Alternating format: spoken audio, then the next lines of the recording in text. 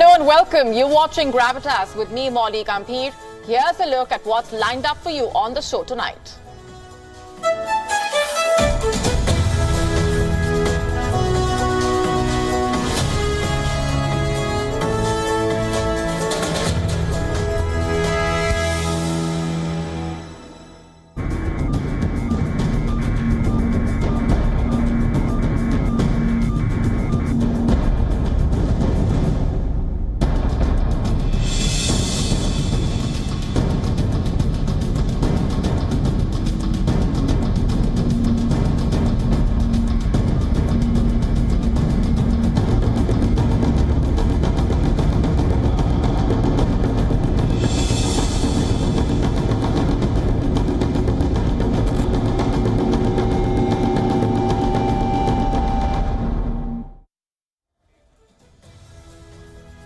Our cover story tonight on Gravitas is about a 21-year-old who has managed to embarrass the Pentagon and how.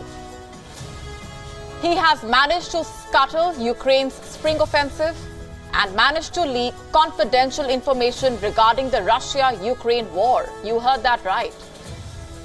This 21-year-old has been arrested in relation with the US intel leak. The story that we have been decoding for you for the last few days consistently right here on Gravitas. Why did this 21-year-old leak such sensitive information? How did he manage to do that? And how did he even access such intel? Who exactly is this 21-year-old? We answer that and more over the next few minutes. Also on the show for you tonight, we tell you how the WTA has betrayed Peng Shuai. We have been getting you Peng Shuai's story for the last few months. The Chinese tennis player who vanished after making sexual assault allegations against a very high-ranking member of the Communist Party. Is Uber charging you more if your phone battery is low? Should you be worried? We get to the story of China's artificial sun. What is it? And why is it being called a game changer? Does intermittent fasting impact your fertility? We tell you what a new study says.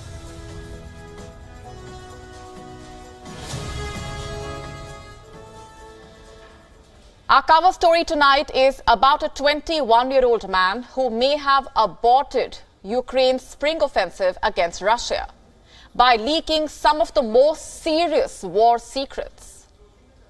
A 21-year-old who until recently was living a life of obscurity but is now America's public enemy number one. This is the individual I'm talking about. Jack Teixeira, a youthful-looking US Air National Guardsman. He has been identified as the prime suspect in the leak of classified intel documents from the Pentagon. The same leak that has shaken America's allies, revealed top-secret war plans, and delighted America's foes. This 21-year-old was the admin of a chat group where the documents first surfaced about a week ago. And since then, American agencies led by the FBI have been chasing the man who caused such devastating harm. On Thursday evening, he was finally arrested. Have a look at these images. They are from North Dighton. They show the suspect dressed in red shorts with his hands behind his back, being placed in a utility vehicle by heavily armed federal agents. In fact, reports say his family has a history of military service and that he too wanted to join the military. Why then would he potentially endanger US national security is the immediate question. Why would he leak such highly classified documents? Well, if we go by his chats and the testimonies of his friends, this seems to be a tale of youthful exhibitionism. He was apparently trying to impress his friends. He would write messages heavy with jargon, use acronyms to describe classified information, and then leak the actual documents. This was all in a bid, apparently, to show off. And the chat group which he operated had around a dozen young members. They would call him the OG, short for Original Gangster. They describe him as a young, charismatic gun enthusiast who was older than most people in that group and appeared keen to make an impression. Well, it was definitely like not the brightest idea you ever had, you know. Obviously, if you go on Minecraft, like it's online, like anybody can play, you know, it's like for everybody to see. So the fact that like it was spread on there, like I'm not surprised it got so like it's spread everywhere and everybody knows about it now. It's nuts. Nothing like this has ever happened around here. Like this is a very small community. Everybody knows each other. It's like it's not. And again, I don't want to slander the kid because I really didn't know him, but I knew of him, went to high school with him. Now, whatever be the case, the question here is, how on earth did he access the documents? How did someone so young get access to such sensitive files? No one knows. And if they know, they aren't revealing how. The full truth will perhaps come out one day, but in stuttering stages, mixed with red herrings that lead you astray. But here's what the authorities are presuming. According to his military documents, Teixeira was stationed at the Otis Air National Guard Base. This base is home to America's 102nd Intelligence Wing.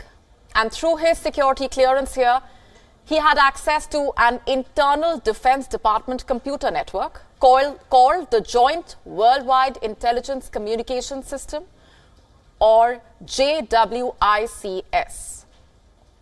And American officials say that access to this system would have given him the ability to read and potentially print classified documents.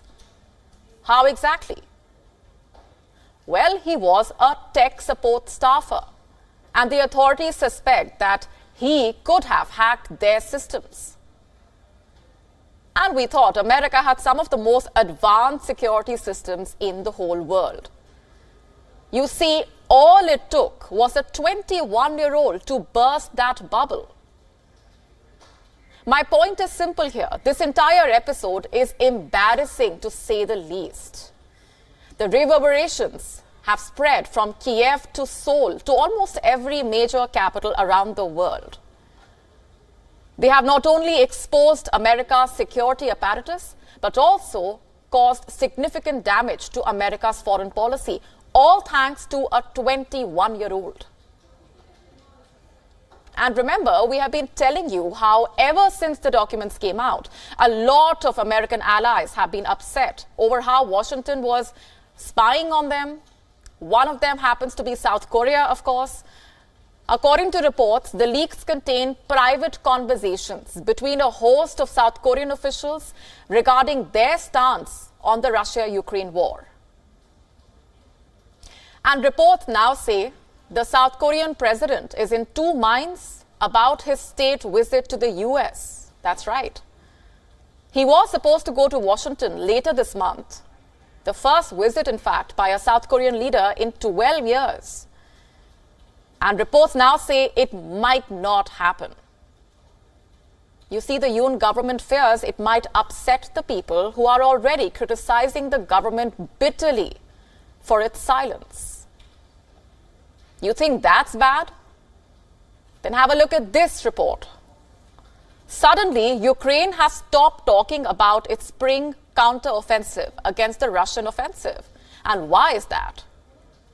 Because the leaked documents have revealed that America knew the offensive would fall short, that Ukraine would not be able to make any big gains due to apparent weaknesses in its capabilities. So a clearly alarmed Kiev has decided to stall. It's blaming the weather and slow equipment deliveries for this. But it doesn't quite take a genius to guess the actual reasons. So at the end of the day, this is what we have. American allies are under pressure to act on these leaks. Ukraine, meanwhile, is delaying its spring offensive due to these leaks. as Pentagon officials race against time to control the damage. Who would have thought a 21-year-old junior level officer would be the reason behind such colossal humiliation of his country, America?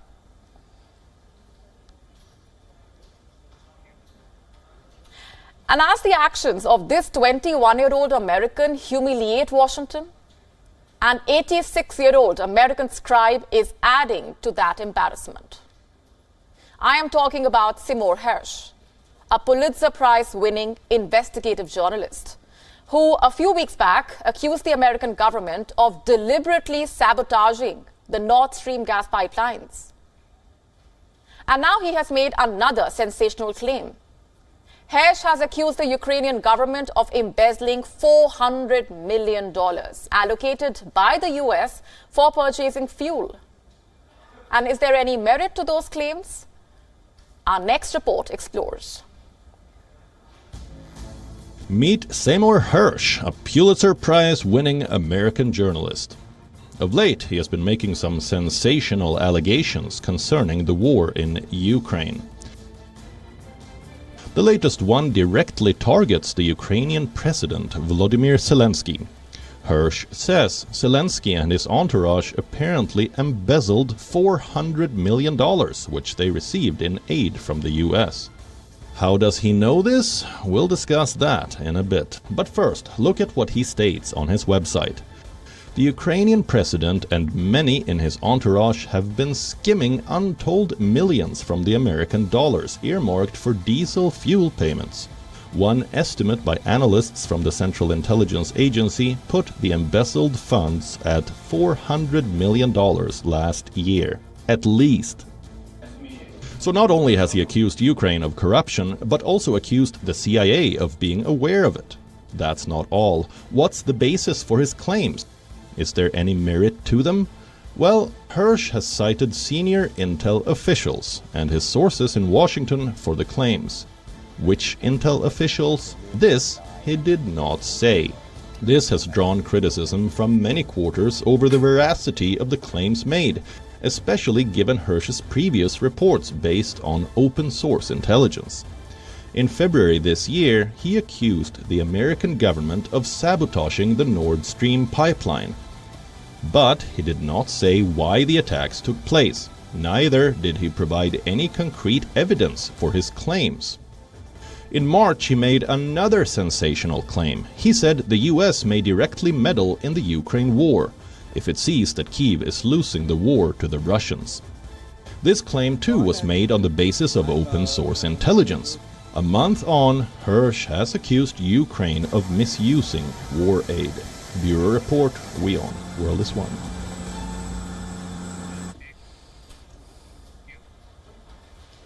Let's now turn to a story that has shocked us and reignited the debate over commerce trumping ethics and morality.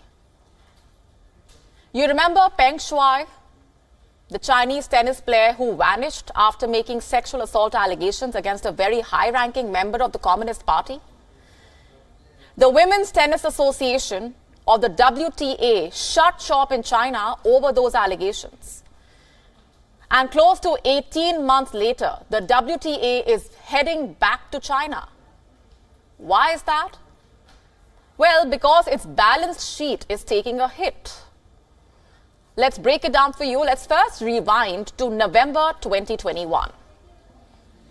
Former doubles world number one, Peng Shuai, accused one of the most senior members of the Communist Party, Zhang Gaoli, of sexual harassment. The social media post where she made those allegations was deleted within half an hour, and Peng vanished behind the Great Wall. The WTA stood up for one of its stars. In fact, it asked the Chinese state for a thorough investigation and asked for unfettered access to the player. The hashtag #WhereIsPengShuai trended around the world. Tennis superstars Naomi Osaka, Novak Djokovic all spoke up. And with no sign of the player, the WTA took a bold stand. It pulled out all tournaments from China. That's right. That move was celebrated around the world. You see, here was a sporting organization standing up to the dragon. Sexual assault was no longer going to be brushed under the carpet, no matter what the cost.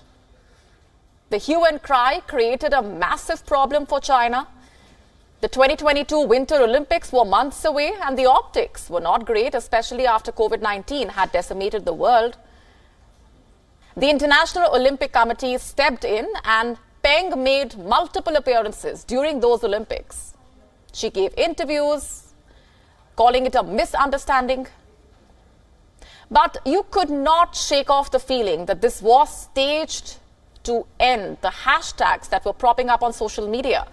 All through last year and even in March this year, the WTA and its head, Steve Simon, reiterated that there will not be a return to China. There would be no return to China till Peng's well-being was assured. And then an embarrassing climb down happened, a complete sellout. The tour has accepted defeat. The financial might of China has forced the WTA to go back. The boycott was over. This statement was issued on Thursday. We have been in this for 16 months, and we are convinced that at this point, our requests will not be met. To continue with the same strategy does not make sense, and a different approach is needed. Hopefully, by returning, more progress can be made. End quote.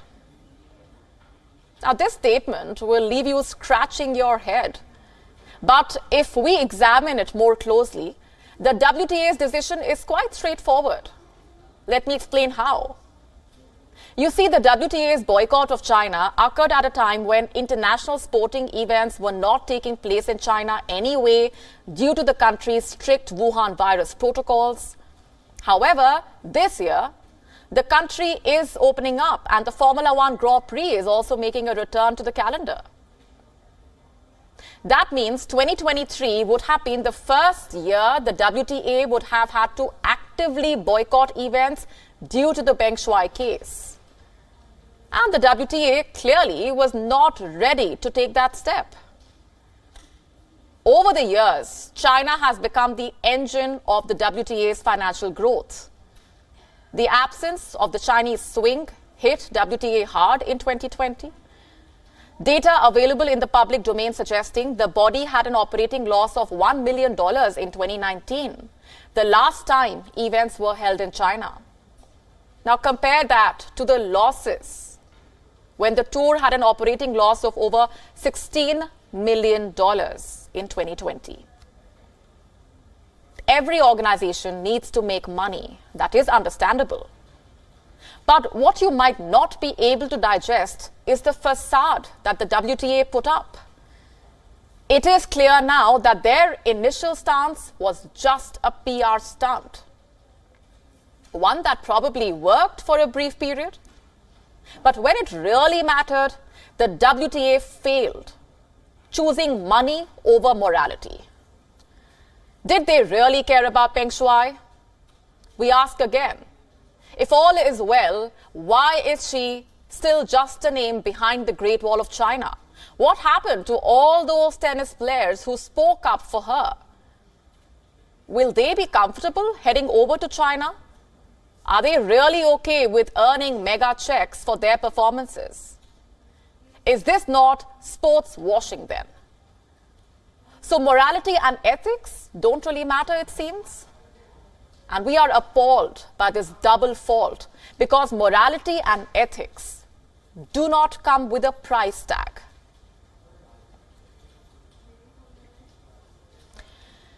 Our next story is from the UK, where car manufacturer Ford will soon let the drivers use a hands-off, eyes-on technology. This means that drivers will be able to take their hands off the wheel while on the move. But what's more interesting is the company's new subscription model. You see the new hands-off, eyes-on technology, which will only be available in Ford's electric Mustang Mach-E 7, Mach-E SUV, will be free for the first 90 days. But what happens after those 90 days? Well, you know how you pay for Netflix every month or any other streaming platform. Ford's new technology works the same way. It will run on a monthly subscription service. And what does this model entail really? It will work like any other ordinary subscription service. After the company hooks drivers onto the idea of kicking back behind the wheel, it will then tell the customers to pay nearly $22 per month to continue using the service. This technology, also called the Blue Cruise, has gotten its first green light in the UK. But the technology can only be activated on 3,700 kilometers of pre-mapped motorways. And Ford calls these motorways blue zones. And how does the Blue Cruise system really work? The technology can stay active till the car reaches the speeds of 130 kilometers per hour. It can control the car's steering, acceleration, and braking.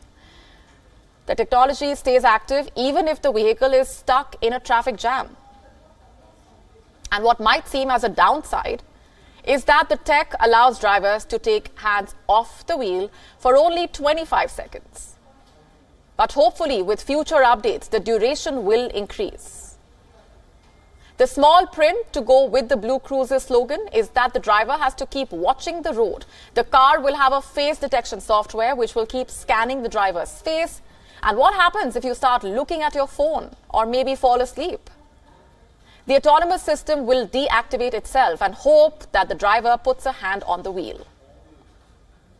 But this subscription-based technology is still not the best. We'll tell you why. The driverless tech used in cars like the Mercedes, letting a driver watch movies or even work on their laptop while the tech works on the driving duties, but it only lets a car reach speeds of 60 kilometers per hour, compared to Ford's technology, which reaches 130 kilometers per hour. It looks like every car manufacturer has something to improve upon. But Ford is not the only one with a subscription-based service. Companies like Mercedes, BMW, Volvo are also introducing subscription-based models and features. Car owners should now be prepared to see flat-rate subscriptions to a range of cars or pay-per-use features that allow the drivers to unlock higher speeds or in-car entertainment options. And car manufacturers might still need to understand how far they should go with the paid services. Mercedes recently announced that it will charge a subscription fee to unlock higher speeds in some of its cars. The company had to face negative feedback, in fact, from its loyal customers after this announcement. The services, the subscription services, could prove as a bane or a boon.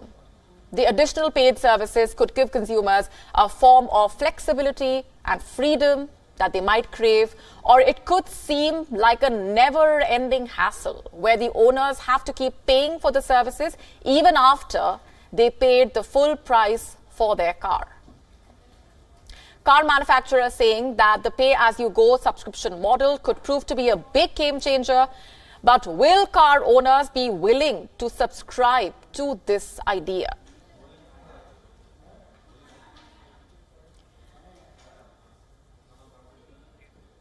And speaking of cars, have you ever been charged extra for an Uber ride? Did you try to find out why? Well, the ride service app is again in the spotlight, and this time it has been called out for its controversial surge in ride prices. Why are customers facing a hike in prices? What is this controversy all about? Customers usually pay a different ride price than the one promised during booking a ride, and this can depend on many factors. Maybe the cab had to wait for a long time before the customer arrived, or the route to the destination must have changed, so on and so forth. But this time, the claim that has been made is quite worrying. Reports say Uber has been accused of increasing prices depending on the user's battery percentage. And how does Uber decide the price? An investigation by a Belgian newspaper shows that if your phone's battery percentage is low, let's say at 12%, then the app charges you a price of nearly $19. But you see, things change, it says, when Uber notices that you have a higher battery percentage. Let's say something close to 84%. Then you will be charged an approximately $18. The sudden drop in the ride price would have anybody question, is Uber committing a form of daylight robbery? What is this all about? And what does Uber have to say about this? Well, it has denied the allegations and said that the app cannot measure a user's battery. And this was followed by an explanation over how the pricing is determined by the existing demand for rides and the number of available drivers. Reports, in fact, showing that in a 2016 interview with Uber's former head of economic research, Keith Chen, the man said that even he noticed that users with lower battery levels were more prone to surge pricing. Chen later denied the fact that the firm was explicitly hiking prices, but experts have voiced their skepticism about why the company was monitoring battery life at all. And what exactly is surge pricing? The concept of surge pricing is based on a dynamic pricing method where a price is temporarily increased as a reaction to increased demand and mostly limited supply. But apps like Uber seem to have used this practice to make illegitimate profits, while customers and drivers complain of unfair trade practices carried out by the company, as per reports. Uber was founded on the promise of making transportation as reliable as running water, everywhere, for everyone. Well, this is what they promised. But the question is, what did the riders and the drivers receive? Multiple questions are being raised over the threat to one's own private information as well. You know, how does the application find out your battery percentage?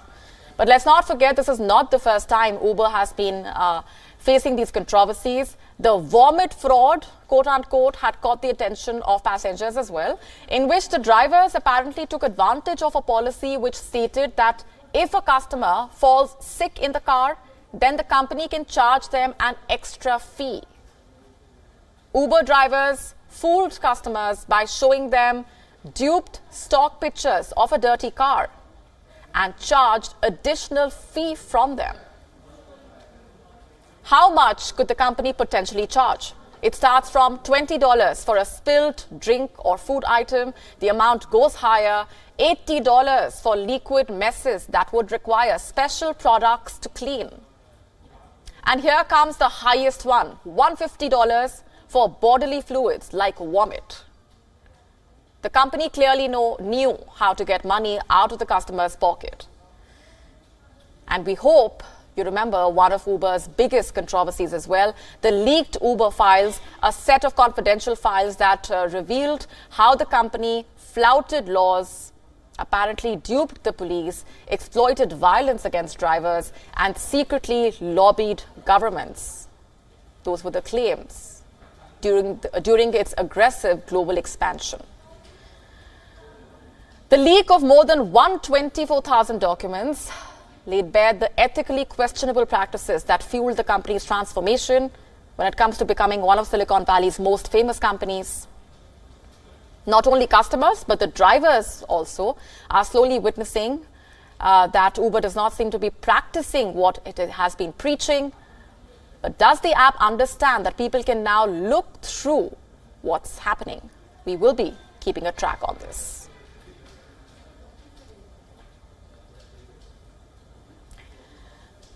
Moving on for now, on the 31st of March, WION carried a story on how 8 former Indian Navy officers were being held in solitary confinement in Qatar. That too without any charges being framed against them. We told you how the accusations against them were yet to be framed in a formal charge sheet presented to a court of law, how the CEO of the company they were working for was also arrested but soon released. We also raised some questions about the incident. We asked, why have the charges not been framed yet? What is the status of their health and well-being? And above all, what is New Delhi doing to bring them back? And here's what we can tell you. India is now providing legal aid to the detainees. This was revealed at a press conference by the spokesperson for India's External Affairs Ministry, Arindam Bagchi. He said that India is extending consular and legal assistance to the former Indian Navy personnel detained in Qatar. As part of the legal process underway, he said India is also engaged with the authorities of the country. Let me quote from his exact statement. This is now in the legal process. Let me emphasize that we are making all efforts to assist these Indians who were detained. And we are also extending consular assistance as well as legal assistance as part of the legal process that is underway. Our embassy in Doha continues to remain in touch with the families. The next day of the hearing is in early May. We are trying to see what can be done before that in connection with the hearing. Remember, in 2017, the 8 officers in question were employed by a defense firm in Qatar. The name of this firm is Dara Global Technologies and Consulting Services. It apparently provides training to Qatar's Navy personnel. Midnight of August 30th, 2022, these officers were apparently summoned by Qatar's Interior Ministry. Once there, they were asked to accompany officials for a training program. But ever since that day, the officials never returned home. They were detained and put behind bars over charges of espionage. But the charges are yet to be framed. Now that India is officially helping them with legal assistance, we hope these former officers are released soon and sent back to their homes.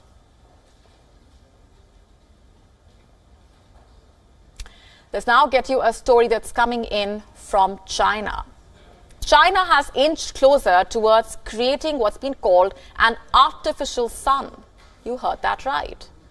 An artificial human-made sun. Beijing has conducted yet another successful nuclear fusion experiment in the quest to harness the power of the stars. The power of the star. The aim is to achieve nuclear fusion, which produces enormous amounts of energy, but produces no waste material. To know the what and how of one of the biggest scientific feats of modern time, have a look at this report. The Sun, the star at the center of our solar system, releasing every second energy equivalent to 1,820,000,000 Tsar bombas, the most powerful thermonuclear bomb ever built. But how much energy reaches our planet? Well, it's enough to give every single person on the planet a light bulb that will not dim through their entire lifetime. That's just a glimpse of the massive power of our star. Imagine building a prototype of the Sun right here on planet Earth. Well, China is doing exactly that. It has broken all records by generating extremely hot plasma for 7 minutes. Why are we excited? Because the project is based on nuclear fusion. If the experiment is successful, it could provide Beijing with an unlimited source of energy. And the best part is that there won't be any residual waste. So, let me explain. Nuclear weapons and nuclear plants work on the concept of nuclear fission. Here, uranium atoms are split, releasing a large amount of energy. But it leaves behind toxic radioactive waste. That's where nuclear fusion can become the game changer. It also works with the tiny atoms. But instead of splitting them, they are merged to produce massive amounts of energy. And eureka! There is no waste.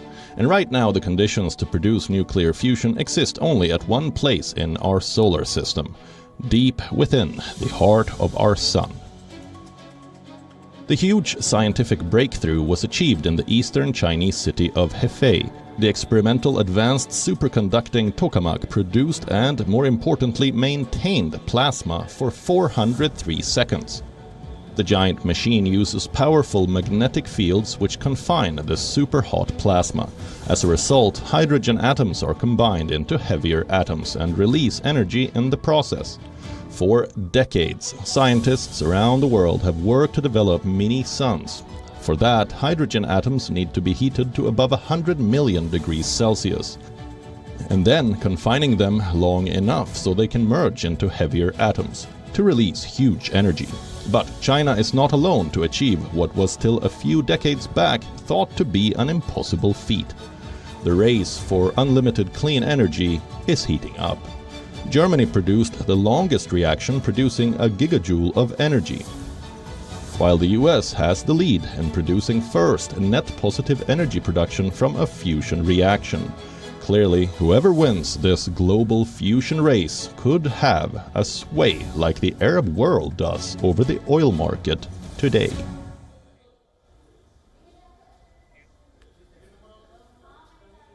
Business drives the economies and prosperity of its citizens. And over the years, several Asian countries have been investing heavily in infrastructure and framing economic policies to become business-friendly and attract new investments. But which is the best country to do business in? And where does India stand?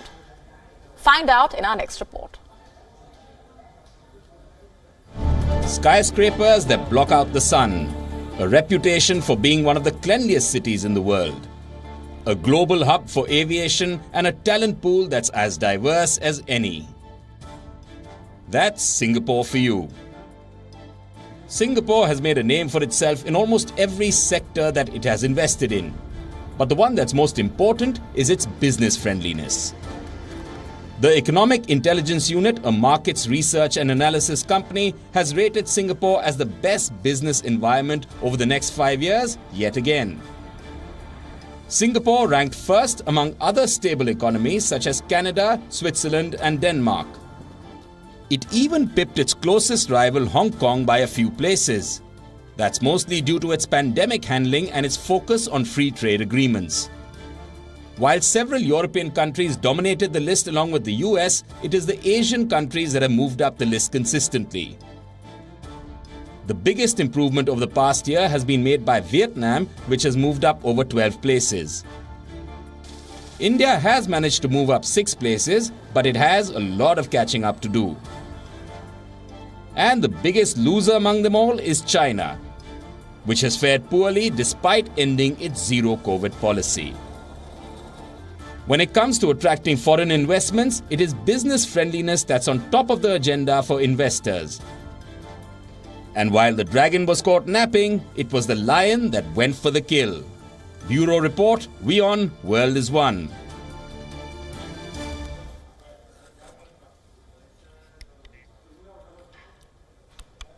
Have you ever given intermittent fasting a shot? Or have you ever thought about trying it? Or do you rely on it?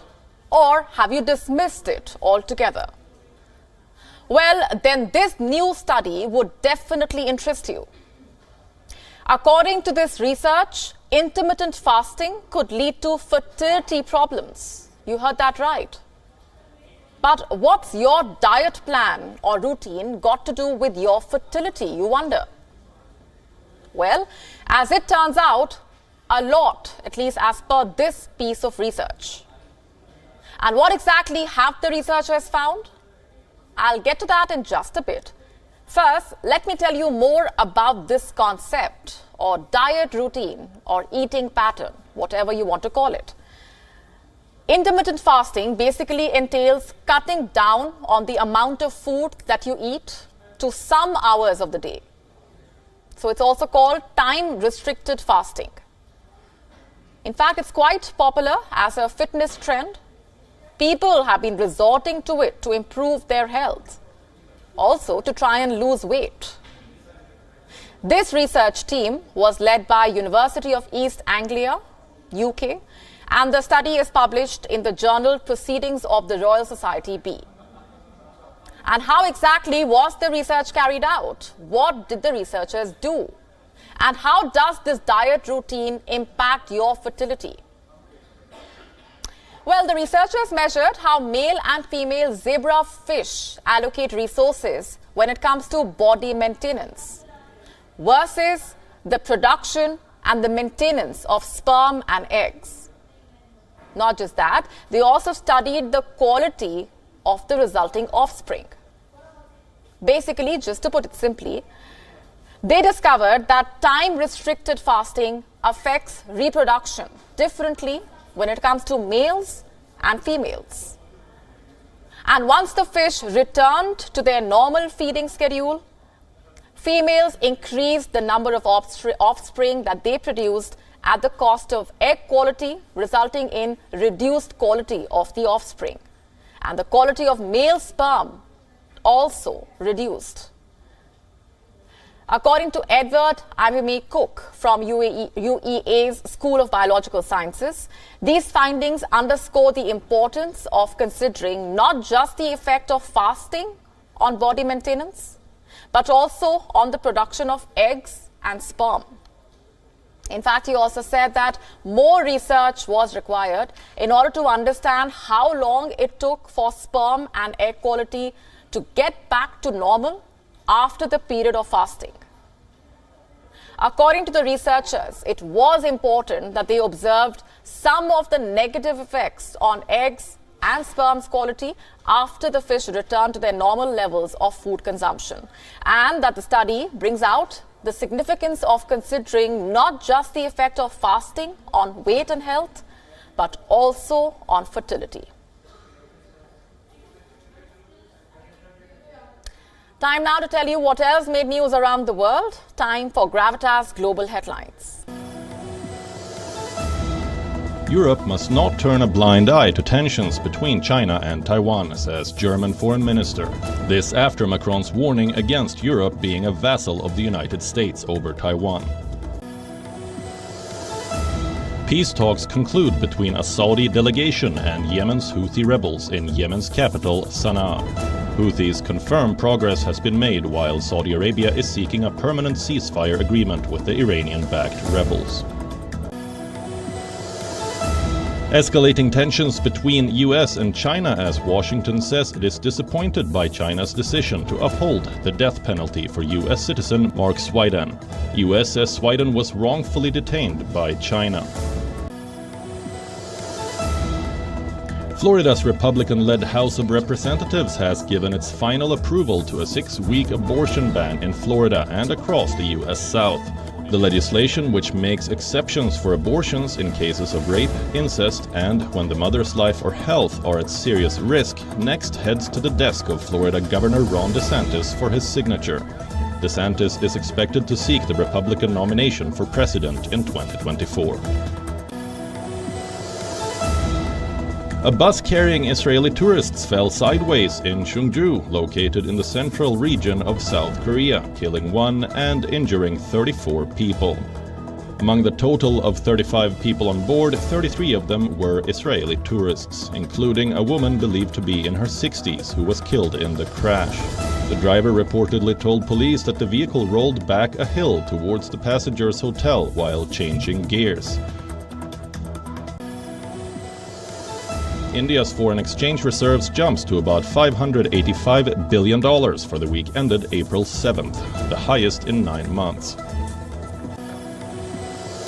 The European Space Agency's JUICE spacecraft successfully separated from its Ariane 5 rocket after launching, which means the probe has begun an 8-year journey to explore Jupiter's icy moons. Ukraine has banned its national sports teams from competing in events that feature Russian and Belarusian competitors. The decision comes after the International Olympic Committee pushed for the readmission of Russian and Belarusian athletes into international competitions as neutrals. Two-time defending champion Stefanos Tsitsipas has been knocked out of the Monte Carlo Masters. The Greek second seed slumped to a straight sets defeat to American Taylor Fritz in the quarter-final. 8th seed Fritz cruised to a 6-2, 6-4 victory. That's all we have time for in this edition of Gravitas tonight. We're leaving you with Gravitas images. Thanks very much for watching. Have a good weekend. Allumage Vulcain. Allumage AP, décollage.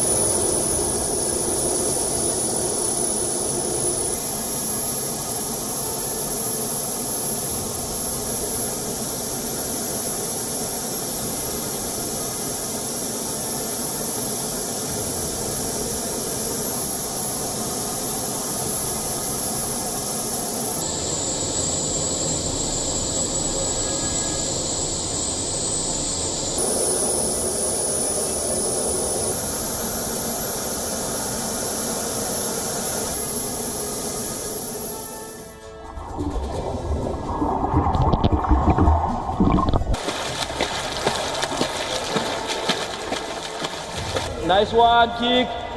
Up, mas text out. Try out to see man. Yes.